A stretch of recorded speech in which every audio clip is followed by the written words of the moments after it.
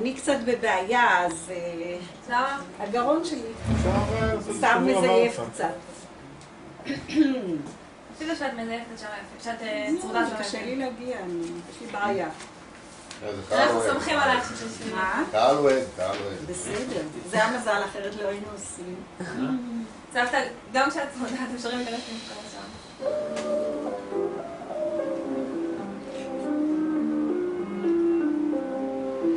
שמלת כלולות נתתי לך שלווה ונהדרת, אמרי ובאת פלחי לי לך ושכמיה סוגרת, אם הינומה כולה זהב שאול מקרן סהר, וזר פרחים עשוי שנהב מבית פיות היער.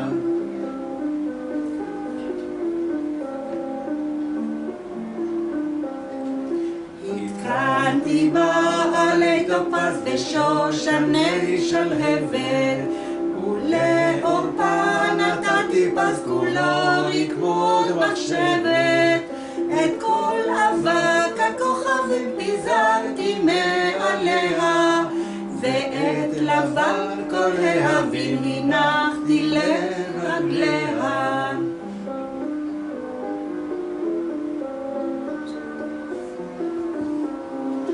שמלת כלולות נתתי לך ופרפרים 2000, הם לך ופייסו אותך בין ארץ לשמיים, ואז אותך בזרועותיי רוגעת ובוטחת, אשא עם ירח כלולותיי נחלה ונחת.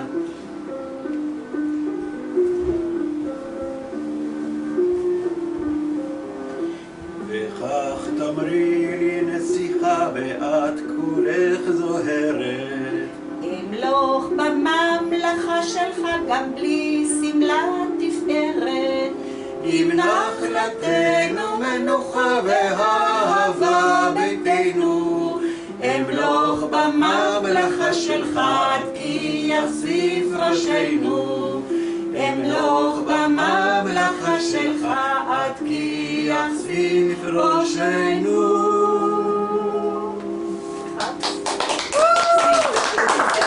איזה יופי.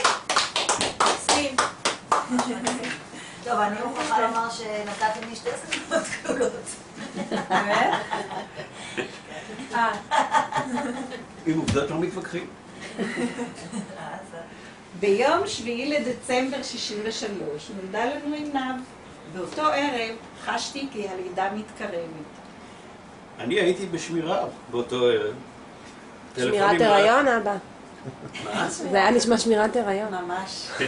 טלפונים ניידים לא היו אז, ולכן קבענו סימן מוסכם בינינו.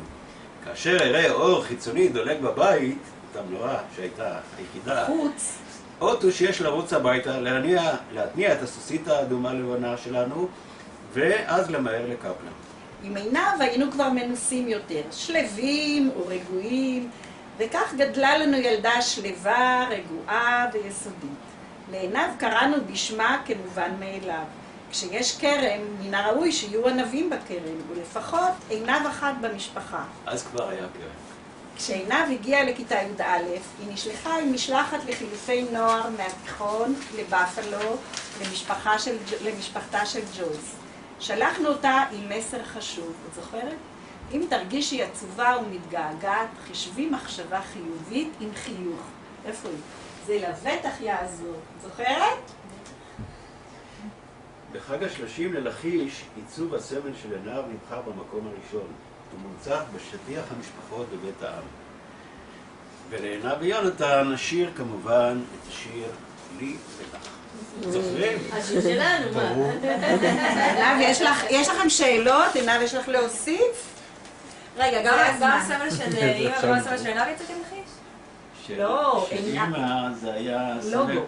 מסחרי לפליחה שווה, שאז הביאו אותם לראשונה מאוסטרליה ללכיש, לא הכירו המקום את זה. היחידי בארץ, והיה צריך לשווק אותו, אז אימא עשתה את הייתה ילדה, אני לא יודעת בת כמה ממש הייתה. ואז הייתה תחרות שהציעו לכל מי שרוצה להציע סמל לחג ה-30. לעצב.